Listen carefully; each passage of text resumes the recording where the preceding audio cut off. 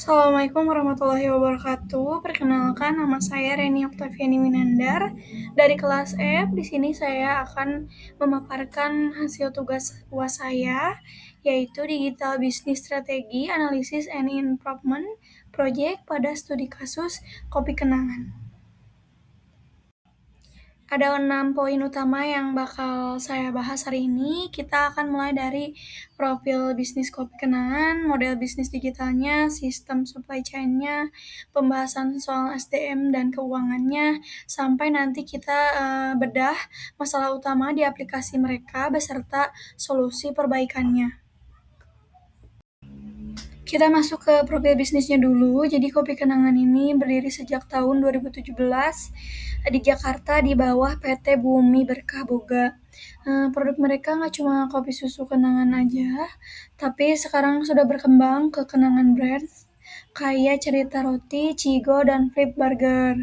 Target pasarnya di sini anak muda, terutama Gen Z pada umur 18 hingga 35 tahun. Contohnya mahasiswa dan pekerja kantoran yang memang mobilitasnya tinggi. Dan alasan saya memilih brand ini karena mereka adalah salah satu F&B unicorn pertama di Indonesia yang sukses banget manfaatin teknologi sejak awal buat berkembang. Lalu gimana sih cara mereka jualan di dunia digital ini? Ada 3 jalur utama yang mereka pakai. Yang paling penting itu adalah aplikasi resmi mereka sendiri, karena konsumen bisa pesan buat langsung diambil, digerai, atau diantar. Tapi mereka juga sadar kalau nggak semua orang mau download aplikasinya, makanya mereka tetap jualan di platform pihak ketiga kayak GrabFood dan GoFood. Sisanya juga mereka aktif di Instagram dan TikTok buat promosi lewat konten-konten yang relevan sama anak muda zaman sekarang. Baik, di slide ini bisa kita lihat bareng-bareng contoh tampilan dari aplikasi mobile dan juga website resminya Kopi Kenangan. Di aplikasi ini konsumen dimudahkan banget dengan visual menu dan info diskon yang langsung kelihatan jelas pas mau pesan, sedangkan halaman websitenya lebih berfungsi sebagai eh, portal informasi kayak cara dapat voucher gratis atau cara gabung ke program keanggotaan mereka. Sekarang kita bahas rantai pasok atau supply chain digital mereka dari hulu ke hilir. Jadi, kopi kenangan itu beli bahan bakunya langsung dari mitra petani kopi lokal Indonesia yang sudah tersertifikasi halal MUI. Nah, manajemen stok atau inventory antar gerai mereka sudah tergabung atau sudah terhubung secara digital dan real time berdasarkan data penjualan. Terus pas kita pesan, statusnya bisa langsung dilacak di aplikasi, mulai dari diproses, siap diambil, sampai dikirim lewat bantuan kurir ojek online pihak ketiga. Nah, di sisi operasional digital ada 3 hal penting yang berjalan bersamaan. Pertama, yaitu dari segi SDM, barista sekarang dituntut multitasking karena selain bikin kopi, mereka juga harus bisa operasikan kasir digital dan scan QR loyalitas. Kedua, sistem keuangannya sudah serba cashless, pakai e-wallet, kris, atau saldo kenangan points. Tapi ada catatan untuk etika digitalnya. Perusahaan perlu lebih transparan lagi menginfokan ke pengguna kalau poin loyalitas mereka bakal otomatis hangus kalau misalkan akunnya dihapus. Di slide ini saya melampirkan tabel tingkatan program loyalitas mereka yang namanya Kenangan VIP. Tingkatannya dibagi jadi 3. Level dasar itu silver.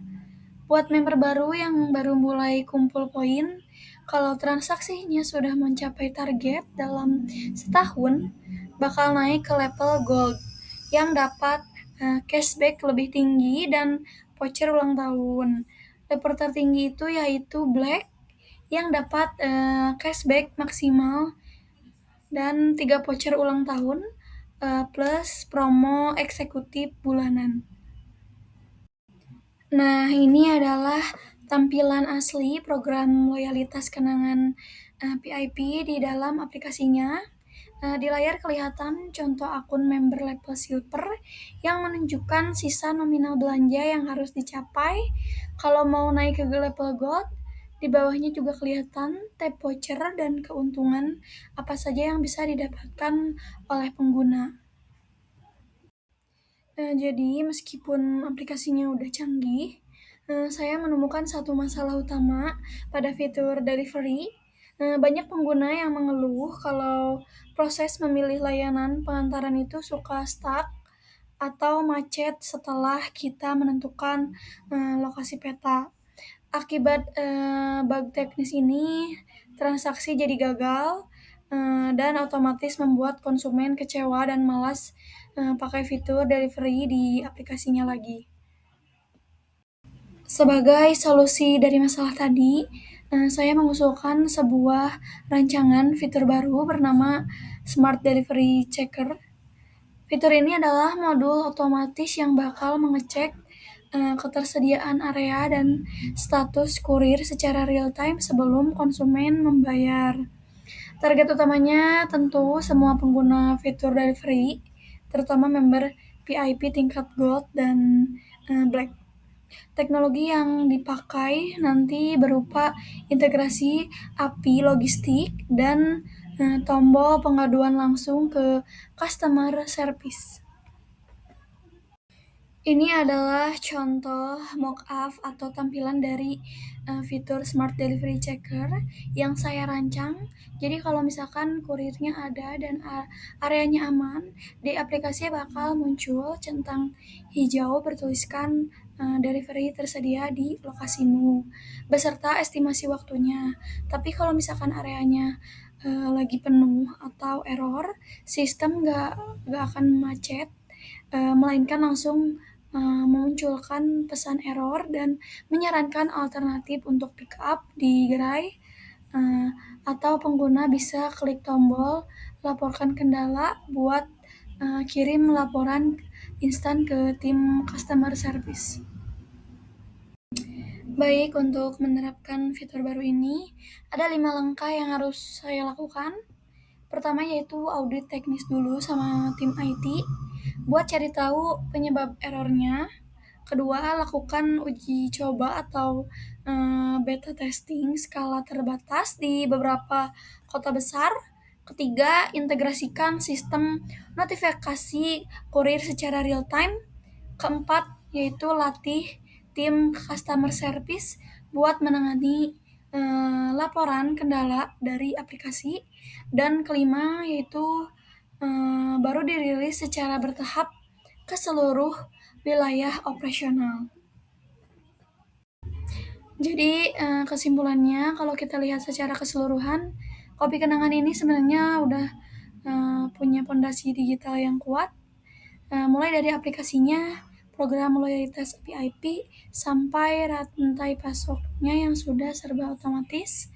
Tapi sehebat apapun sistemnya, kalau misalkan ada error teknis, kayak fitur delivery yang suka macet tadi, itu bisa langsung ngerusak pengalaman pelanggan dan bikin omset digitalnya turun.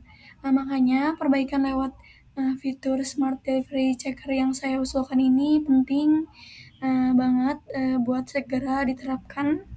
Tujuannya ini untuk aplikasinya makin andal, konsumen makin nyaman transaksinya, dan mereka nggak kabur ke kompetitor sebelah. Kurang lebih seperti itu kesimpulan dari analisis saya. Sekian yang bisa saya paparkan. Terima kasih. Wassalamualaikum warahmatullahi wabarakatuh.